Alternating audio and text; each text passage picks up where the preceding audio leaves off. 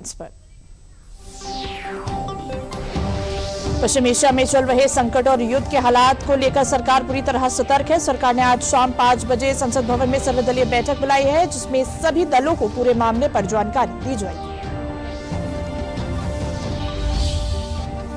संसद के दोनों सदनों में आज कई अहम कार्य सूचीबद्ध। लोकसभा में आज वित्त विधेयक 2026 पर चर्चा को आगे बढ़ाया गया। वित्त मंत्री निर्मला सीतारमण वित्त विधेयक 2026 को पारित करने का प्रस्ताव रखा। बहराइच में मुख्यमंत्री योगी आदित्यनाथ ने गरीब और जरूरतमंद परिवारों को बड़ी सौगात दी है। साथ ही सीएम योगी ने कहा है कि जो लोग पीडीए की बात करते हैं वो लोग सिर्फ अपने परिवार को ही देख रहे हैं। विदेश मंत्री एस जयशंकर ने भारत में ईरान के राजदूत डॉक्टर मोहम्मद फतहाली से मुलाकात की। मुलाकात के दौरान उन्होंने पश्चिम एशिया में चल रहे संघर्ष पर चर्चा की। उन्होंने इन चुनौतीपूर्ण समय में ईरान में रह रहे भारतीयों को दिए गए सहयोग की सराहना की। और बदायूं में केंद्रीय राज्य मंत्री बेल वर्मा ने नवरात्रि में जनपद वासियों को कासगंज से बदायूं होते हुए दिल्ली जाने वाली ट्रेन की बड़ी सौगात दी है। केंद्रीय राज्य मंत्री बेल वर्मा ने प्रधानमंत्री नरेंद्र मोदी और रेल मंत्री अश्विनी वैष्णव का आभार जताया। दोपहर 2 बजे की शुरुआत बड़ी खबर के साथ। पश्चिम एशिया में चल रहे संकट और युद्ध के हालात को लेकर सरकार पूरी तरह सतर्क है। प्रधानमंत्री नरेंद्र मोदी ने सोमवार को पहले लोकसभा और फिर मंगलवार को राज्यसभा में हालात और सरकार की ओर से किए जा रहे प्रयासों को लेकर जानकारी दी। अब सरकार ने इसको लेकर सर्वदलीय बैठक बुलाने का फैसला किया है। सरकार ने आज शाम 5 बजे संसद भवन में सर्वदलीय बैठक बुलाई है, जिसमें सभी दलों को पूरे मामले पर जानकारी दी जाएगी।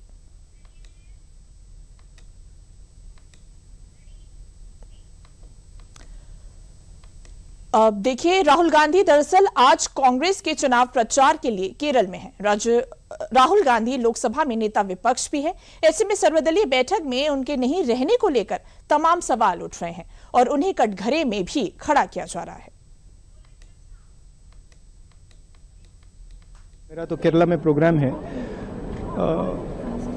देखिए, ठीक है, ऑल पार्टी मीटिंग बुलाई है, डिबेट होना चाहिए, बट आपने स्ट्रक्चरल गलती कर दी है।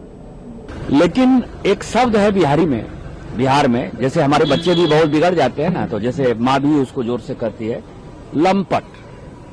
लंपट एक शब्द है बिहारी में। तो आप ये समझिए कि यदि हल्ला करना है, हंगामा करना है, तोड़फोड़ करना है, स्पीकर के चैम्बर में घुसना है, उनके ऊपर कोई कागज फेंकना है, पत्थर फेंकना है, तो राहुल गांधी जी आपको नजर आएंगे। घटिया बातें करना है, राहुल गांधी जी नजर आएंगे। और यदि कोई सीरियस बात करनी, ऑल पार्टी मीटिंग है, लीडर ऑफ द अपोजिशन का रोल है, बिजनेस एडवाइजरी कमेटी है, लीडर ऑफ द अपोजिशन का रोल है, पार्लियामेंट में बहस हो रही है, उस बहस में कौन क्या बोल रहा है। कल जैसे ट्रांसजेंडर बिल पास हुआ, तो रहना चाहिए था ना। यदि आप मिले लोगों से, यदि आपको लगता है कि हम मिलकर जो है उनकी बातें सुन रहे हैं, तो उनके लिए आपको संसद में रहना चाहिए था ना। कल पास हो गया, 1 मिनट के लिए संसद के अंदर नहीं घुसे, इसको क्या कहेंगे।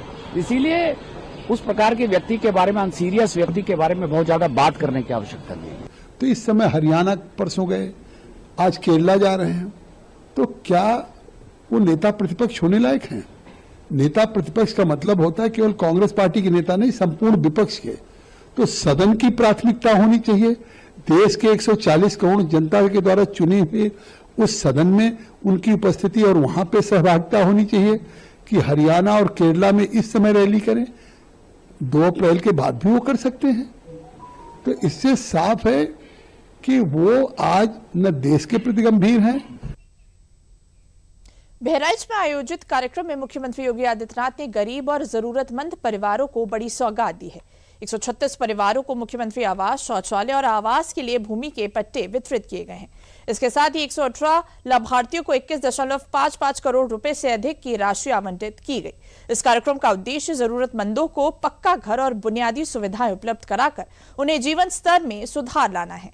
ये पहल राज्य सरकार की पुनर्वास और ग्रामीण विकास योजनाओं को आगे बढ़ाने की दिशा में एक अहम कदम मानी जा रही है। बहनों और भाइयों, अब उपद्रव नहीं है, अब तो उत्सव है। मैं प्रतिदिन रिपोर्ट लेता हूं कि वर्तमान में नवरात्रि के अवसर पर देवी मंदिरों में क्या स्थितियां हैं। मैं देख रहा हूं मां विंध्यवासिनी के धाम में प्रतिदिन 5 से लेकर 7 लाख श्रद्धालु वहां दर्शन करने के लिए आ रहा है, कोई दिक्कत नहीं। जो लोग पीडीए की बात करते हैं उनसे पूछा जाना चाहिए, क्या ये मुन्नालाल मौर्य उसका पार्ट नहीं हो सकता था? क्या ये भरतापुर के यादव उसके हिस्से नहीं हो सकते थे? क्या यहां का दलित उसका हिस्सा नहीं हो सकता था? क्या यहां के जनजातीय थारू समुदाय के लोगों को इसका अधिकार नहीं मिलना चाहिए था? ये मिलना चाहिए था और बहुत पहले मिल जाना चाहिए था। क्या इनका सड़क पे अधिकार नहीं होना चाहिए था? क्या इनके बच्चों को सुरक्षित रहने का अधिकार नहीं था? था। लेकिन बहन और भाइयों, जाति के नाम पर बांटने वाले लोगों ने देश की जितनी अपूर्णीय क्षति आजादी के बाद से लगातार की है, उसका खामियाजा ये देश लगातार भुगता है, लगातार भुगता है। मेरठ में एआईएमआईएम के प्रदेश अध्यक्ष हाजी शौकत अली के विवादित बयान से सियासत गर्मा गई है। ईद मिलन समारोह में उन्होंने कहा कि अगर 11 विधायक मिल जाएं तो इनकाउंटर करने वालों का भी इनकाउंटर होगा। साथ ही मस्जिदों और मदरसों की हिफाजत के लिए एकजुट होने की अपील की। बयान पर विवाद बढ़ने के बाद मेरठ पुलिस ने संज्ञान लेते हुए लोहियानगर थाने में हाजी शौकत अली के खिलाफ मुकदमा दर्ज किया है। सोशल मीडिया पर एक वीडियो वायरल हो रहा है जिसमें एक व्यक्ति शौकत अली के द्वारा भड़काऊ भाषण दिया जा रहा है। इसके संबंध में थाना लोहियानगर पुलिस द्वारा इसका संज्ञान लिया गया है। इसमें मुकदमा लिखवाकर अग्रिम वैधानिक कार्रवाई की जा रही है। बरेली में ऑल इंडिया मुस्लिम जमात के अध्यक्ष मौलाना शहाबुद्दीन रिजवी ने एआईएमआईएम नेता शौकत अली के इनकाउंटर संबंधी बयान पर कड़ा पलटवार किया है। उन्होंने बयान को निंदनीय और भ्रामक बताया। मौलाना ने कहा कि प्रदेश में कार्रवाई अपराधियों के खिलाफ हो रही है, किसी धर्म या समुदाय विशेष के खिलाफ नहीं। उन्होंने एक समुदाय को निशाना बनाने के आरोप को गलत बताया और कहा कि ऐसे बयान समाज में गलत संदेश देते हैं। जो इनकाउंटर की बात कर रहे हैं ओवैसी साहब के लीडर, वो उनको आईना देखना चाहिए अपना, कि ये जो है वो मजहब देख करके नहीं बल्कि जुर्म को देख करके इनकाउंटर किया जाता है। जुर्म जितना बड़ा होगा उस हिसाब से उसको सजा दी जाएगी। तो ये जराइम पेशा के खिलाफ अभियान है उत्तर प्रदेश पुलिस का। यह ऐसा नहीं है किसी खास मजहब के मानने वालों को ही इनकाउंटर किया जाता है। मैं दावे से कहता हूं कि अगर कोई इनकाउंटर की लिस्ट देखे, डाटा अगर वो देखना चाहे, तो तीसरी कैटेगरी में यानी तीसरे पायदान पर मुसलमानों का नाम मिलेगा। पहले पायदान पर ब्राह्मण हैं, दूसरे पायदान पर दूसरे यानी ओबीसी हिंदू हैं और तीसरे पायदान पर मुसलमान नजर आएंगे। मिर्जापुर पहुंचे मुख्यमंत्री केशव प्रसाद मौर्य ने विंध्याचल स्थित विश्व प्रसिद्ध माता विंध्यवासिनी धाम में विधान से मां विंध्यवासिनी का दर्शन पूजन किया। इस दौरान मंदिर परिसर में श्रद्धालुओं की भारी भीड़ उमड़ रही। मीडिया से बातचीत में केशव मौर्य ने सपा पर निशाना साधते हुए कहा कि महिलाओं को 40,000 रुपए देने का वादा अवास्तविक है और प्रदेश की महिलाएं अब ऐसे वादों में नहीं आएंगी। उन्होंने दावा किया कि 2027 में भाजपा फिर पूर्ण बहुमत से सरकार बनाएगी।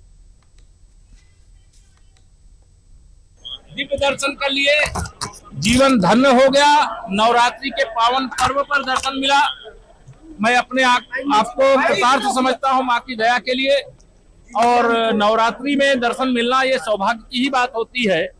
यद्यपि यहाँ बड़ी संख्या में भक्त आते हैं, कोई भी वीआईपी मूवमेंट हम लोग इस समय स्वयं नहीं चाहते हैं कि किसी दूसरे भक्तों को परेशानी हो, लेकिन मां के दर्शन की जो चाह थी वो खींच के लाई और मां ने कृपा करके बुला लिया। हम प्रदेश के 25 करोड़ लोगों के जीवन को खुशहाल बनाए रखने के लिए, प्रगति के लिए मां के चरणों में प्रार्थना करते हैं और हमें पूरा विश्वास है, माँ की कृपा जैसे हम लोगों को 2014 से निरंतर प्राप्त हुई है, 2027 में भी प्राप्त होगी और तीसरी बार बहुत बड़े बहुमत से उत्तर प्रदेश में भारतीय जनता पार्टी की सरकार बनेगी। कैबिनेट मंत्री ओम प्रकाश राजभर ने अथरौलिया में जनता दरबार लगाकर लोगों की समस्याएं सुनी और अधिकारियों को त्वरित निस्तारण के निर्देश दिए। जनता दरबार के बाद मीडिया से बातचीत में उन्होंने कहा कि गैस की कोई कमी नहीं है और बिजली आपूर्ति में भी सुधार हुआ है। शहरों में 24 घंटे, तहसील में 20 घंटे और गांव में 18 घंटे बिजली मिल रही है। वहीं मंत्री ने विपक्ष पर निशाना साधते हुए कहा कि अब अपराधियों पर सख्त कार्रवाई हो रही है और सरकार का लक्ष्य अंतिम व्यक्ति तक विकास पहुंचाना है। कहीं कोई किल्लत नहीं है और जिसको जितनी जरूरत है उसको उतना गैस की उपलब्धता देश में है और दुनिया के तमाम देश भारत को गैस देने के लिए एग्री हैं और दे भी रहे हैं और भारत वो पहुंच भी रहा है। हम तो देखते हैं एक एक सिलेंडर जो चलाते थे लोग मिनिमम कम से कम 1 महीना तो चला ही लेते। तो कनेक्शन जो 45 दिन देने का है तो उसमें भी नियम है कि जो परिवार को देख करके ही व्यवस्था बनेगी ना। बहुत से लोग हैं आवश्यकता 1 सिलेंडर की है और रखते हैं जो है 5 गो 8 गो सिलेंडर। तो ये तो समाज की आवश्यकता के खिलाफ है ना। परिवार की जो आवश्यकता है उससे ज्यादा है। बदायूं में केंद्रीय राज्य मंत्री बीएल वर्मा ने नवरात्रि में जनपद वासियों को कासगंज से बदायूं होते हुए दिल्ली जाने वाली ट्रेन की बड़ी सौगात दी है। जनपद वासी काफी समय से केंद्रीय राज्य मंत्री बीएल वर्मा से इस ट्रेन की मांग कर रहे थे। अब रेल मंत्री के स्वीकृति पत्र मिलने के बाद और समय सारणी जारी होने के बाद जनपद के लोग काफी खुश नजर आ रहे हैं। केंद्रीय राज्य मंत्री बीएल वर्मा ने प्रधानमंत्री नरेंद्र मोदी और रेल मंत्री अश्विनी वैष्णव का आभार जताया। उन्होंने बताया कि यह ट्रेन सुबह कासगंज से चलेगी और शाम को दिल्ली से लौटकर रात 10:40 पर बदायूं पहुंचेगी। मैं आभारी हूं आदरणीय रेल मंत्री जी का। उन्होंने मेरे आग्रह पर जो लंबे समय से बदायूं वासी लगातार मांग करते आ रहे थे, कनेक्टिविटी की बहुत बड़ी समस्या थी और जिससे व्यापारियों के लिए, किसानों के लिए, आम जनता के लिए बहुत ही परेशानी का सामना करना पड़ता था। आज ये रेल जो इंटरसिटी बदायूं और कासगंज तक और बदायूं से चल करके सीधे सुबह में चलेगी, दिल्ली पहुंचेगी और शाम को दिल्ली से चलकर रात को फिर बदायूं पहुंचेगी। आज मैं कह सकता हूं कि जो हमारे बदायूं के व्यापारी हैं, व्यापार करने में उनके लिए बहुत बड़ी सुगमता होगी। जो शिक्षा के लिए लोग उस परेशानी का सामना उठाना पड़ता है, शिक्षा के लिए हमारे नौजवान ठीक प्रकार से दिल्ली जा पाएंगे। किसानों के लिए बहुत बड़ा लाभ इससे मिलने वाला है और आम जनता के लिए बदायूं से दिल्ली, अब दिल्ली दूर नहीं, बहुत सुगमता के साथ दिल्ली पहुंचने का काम भी होगा। अब खबर उड़ीसा से और नक्सलवाद के खात्मे की है। उड़ीसा के कंधमाल के सबसे बड़े नक्सल नेता सुक्रू ने अपने 4 साथियों के साथ सरेंडर कर दिया है। नक्सल नेता ने अपने हथियार भी सरेंडर किए हैं। पुलिस को भारी मात्रा में गोला बारूद भी मिला है और साथ ही नक्सल साहित्य आदि भी जब्त किया गया है। पुलिस के मुताबिक कंधमाल इलाके में अब नक्सली बेहद कम बचे हैं और वो भी मुख्य काडर नहीं है। ऐसे में पुलिस ने उम्मीद जताई है कि 31 मार्च तक पूरे इलाके में नक्सल मुक्त हो जाएगा।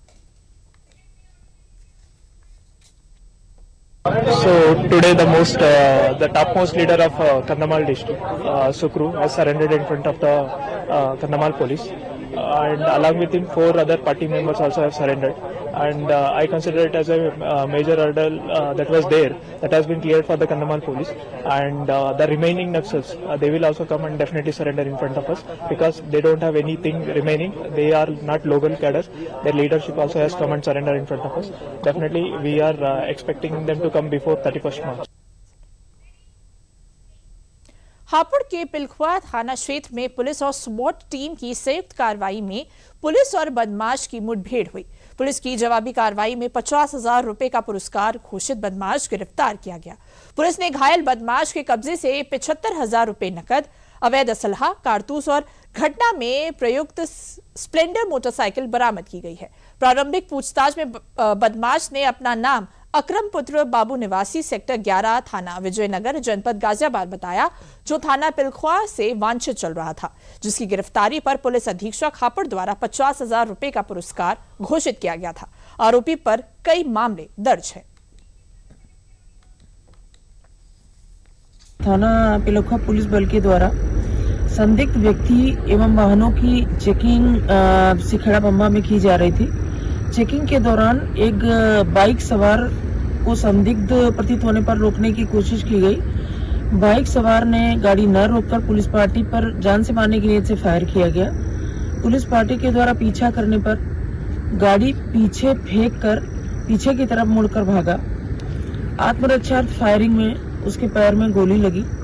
घायल अवस्था में गिरफ्तार करने पर स्पष्ट हुआ उसका नाम अकरम पुत्र बाबू, जो कि सेक्टर 11 थाना विजयनगर गाजियाबाद का रहने वाला है और थाना पिलखुआ के अपराध संख्या 55/26 डकैती के अभियोग में वांछित चल रहा था, जिस पर 50,000 का इनाम भी घोषित था, जिसके पास से उसी घटना के 75,000 रुपए लूटे हुए बरामद हुए। एक तमंचा, 2 जिंदा कारतूस, 1 खोखा कारतूस और 1 बाइक बरामद हुई है। अभियुक्त को उपचार हेतु अस्पताल रवाना कर दिया गया है और शेष अग्रिम वैधानिक कार्रवाई की जा रही है। आगरा में पुलिस टीम को गुमशुदा मोबाइल फोन की बरामदगी में बड़ी सफलता मिली है। सर्विलांस और एसओजी की मदद से 304 मोबाइल फोन बरामद किए गए, जिनकी कीमत करीब 1.02 करोड़ रुपए आकी गई है। पुलिस द्वारा बरामद किए गए मोबाइल फोन उनके असली मालिकों को सौंपे गए। पुलिस लाइन सभागार कक्ष में आयोजित प्रेस कॉन्फ्रेंस में एसपी हरिपर्वत अक्षय महाडिक ने बताया कि मोबाइल फोन की तलाश के लिए लगातार सर्विलांस के माध्यम से निगरानी की जा रही थी, जिसके बाद सर्विलांस टीम के कार्य से सकारात्मक परिणाम सामने आए हैं। श्रीमान पुलिस आयुक्त महोदय वो डीसीपी सिटी और महोदय के निर्देशन में सीसीटीएनएस सेल और सर्विलांस सिटीज इन सबके टीमों का एक सफल हमने अनावरण करा है, जिसमें करीब 304 मोबाइल बरामद कर लिए गए, जिसकी कुल कीमत करीब 1,87,00,000 के आसपास है। ये अभियान चला करीब 1 जनवरी से, जो 2 महीने पहले हमने चालू करा था। इसमें कई थानों में कुछ गुमशुदा मोबाइल भी थे, जिसमें वो भी बरामद कर लिए गए। साथ ही साथ सर्विलांस सेल ने करीब 203 मोबाइल सर्विलांस सेल ने बरामद कर लिए गए। उसमें थानों में से 101 है और 203 जो मोबाइल है वो सर्विलांस सेल ने करे। ऐसे कुल 304 मोबाइल बरामद कर लिए गए। ये CER पोर्टल है सेंट्रल गवर्नमेंट का, उसी पोर्टल के माध्यम से जो थाने के कंप्यूटर ऑपरेटर हो गए, सर्विलांस वाले जो एक ट्रेसेबिलिटी डिटेल्स डालते थे, उसी मदद से हमने इन सबको बरामद कर लिया। खबर मुरादाबाद से है। मुरादाबाद नगर निगम ने एक अनोखा पार्क विकसित किया है, जो एक नई राह दिखाता है। मुरादाबाद नगर निगम ने भारतीय पद्धति के खेलों को बढ़ावा देने के लिए एक पार्क विकसित किया है।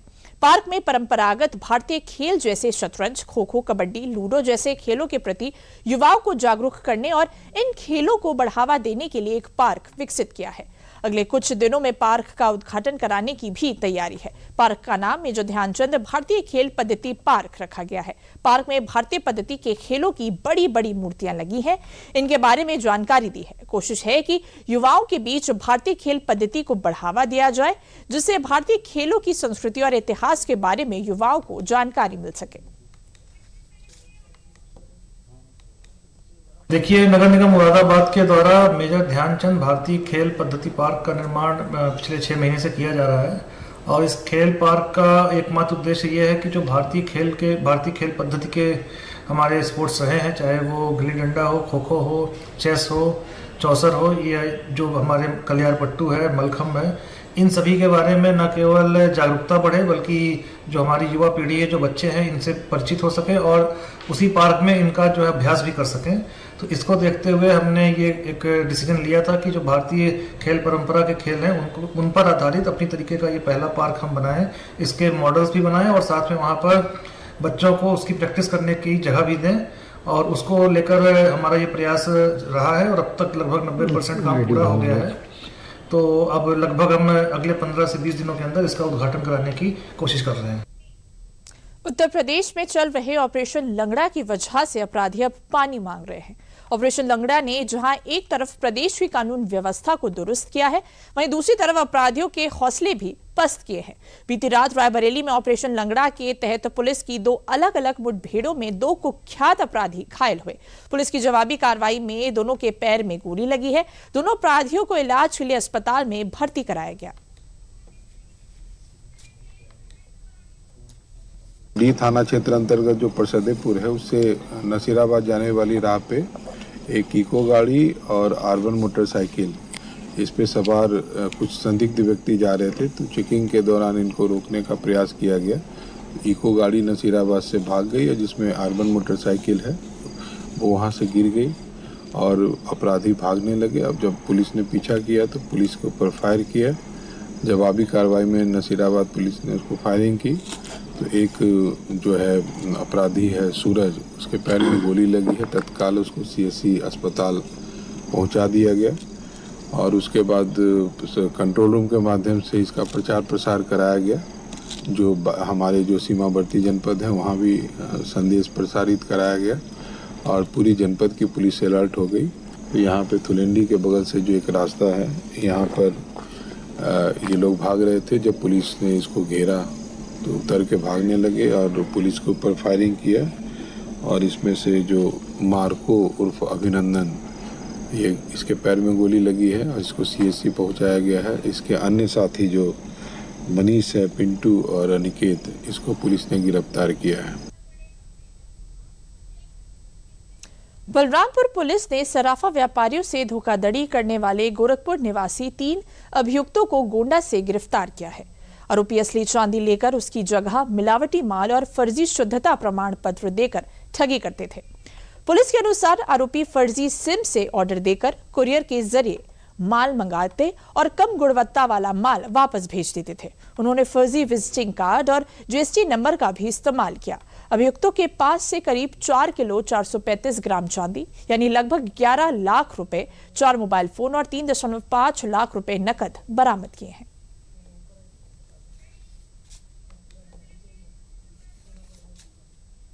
जनपद बलरामपुर की पुलिस ने एक फर्जी गैंग का, एक धोखाधड़ी देने वाले गैंग का खुलासा किया है और इसमें हमारी SOG ने बहुत अच्छा काम किया है और इसके साथ थाना कोतवाली नगर की पुलिस टीम भी इस पर काम की है।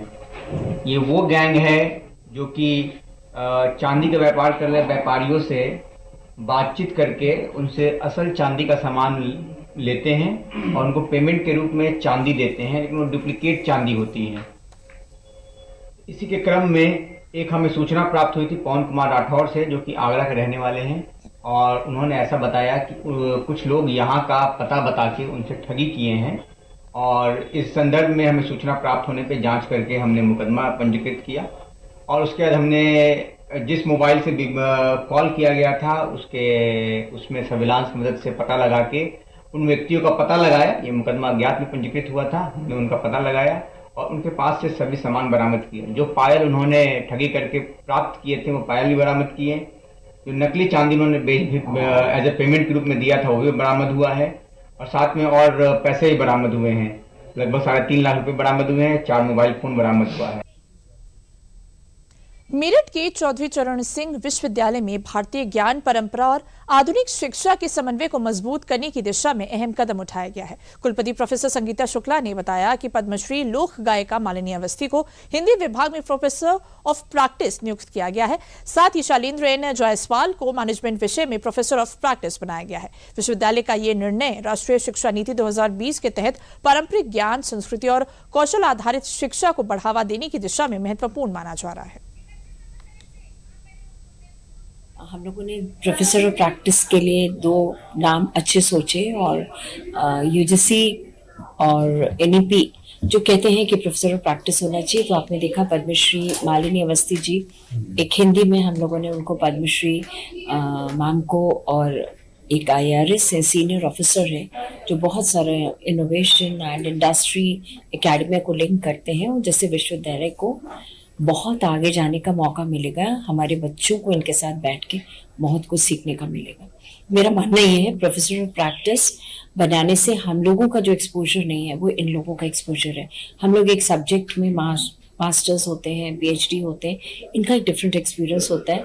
तो स्टूडेंट हर फील्ड में स्किल में आगे बढ़े, और बातचीत एक ऐसा माध्यम है, एक्सपीरियंस वाला माध्यम, जहाँ से बच्चे इन लोगों से बहुत कुछ सीख पाएंगे।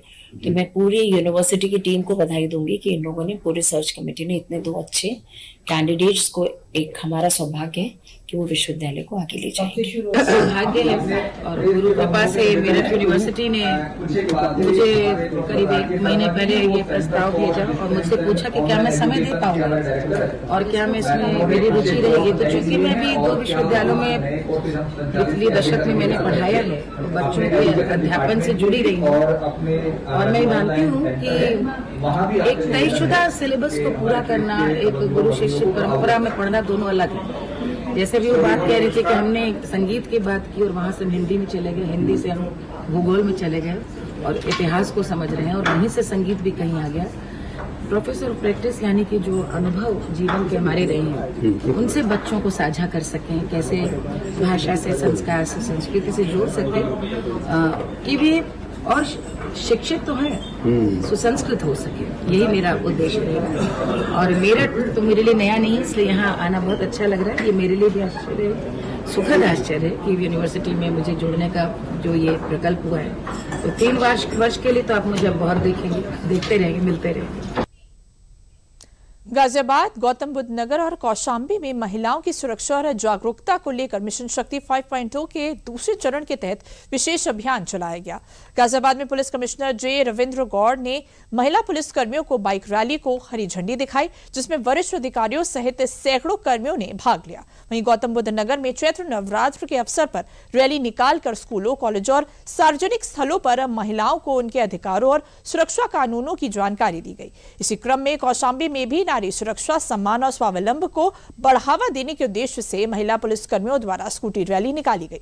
पुलिस अधिकारियों के अनुसार इस अभियान का मुख्य उद्देश्य महिलाओं में सुरक्षा का भरोसा बढ़ाना, अपराधों पर अंकुश लगाना और जागरूकता को गांव-गांव तक पहुंचाना है। मुख्यमंत्री के ड्रीम प्रोजेक्ट मिशन शक्ति के तहत नवरात्रि के अवसर पर विशेष रूप से बालिकाओं, छात्राओं और महिलाओं को उनके अधिकारों और सुरक्षा के प्रति जागरूक किया जा रहा है।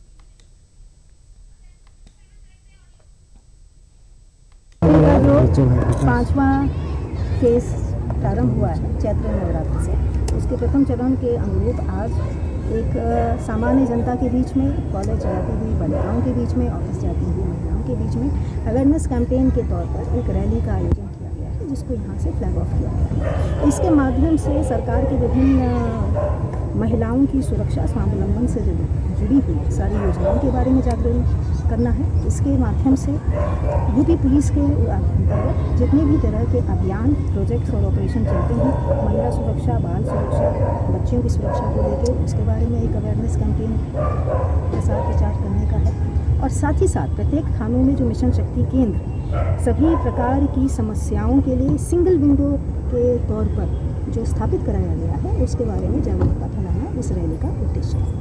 आशा करते हैं कि आने वाले दिनों में सभी थानों में संचालित हो रहे मिशन शक्ति केंद्र महिलाओं और बच्चियों और बालकों से जुड़ी हुई समस्त समस्याओं के निराकरण के तौर पर सशक्त केंद्र बनकर उभरे। नारी स्वावलंबन, नारी स्वाभिमान, नारी सशक्तिकरण को लेकर के जो मिशन शक्ति फेज चल रहा है, उस पर वाहन रैली निकाली गई है। सभी जनपद के सभी थानों से जो महिलाएं, लड़कियां हैं, जो अपने पुलिस ऑफिस की लड़कियां हैं, पुलिस लाइन में लड़कियां हैं, सभी को लेकर के एक रैली निकाली जा रही है, वाहन रैली। नारी सशक्तिकरण, नारी स्वावलंबन, नारी स्वाभिमान को लेकर के जो माननीय मुख्यमंत्री जी का ड्रीम प्रोजेक्ट है, उसको लेकर के जागरूकता फैलाने के लिए एक रैली निकाली गई है।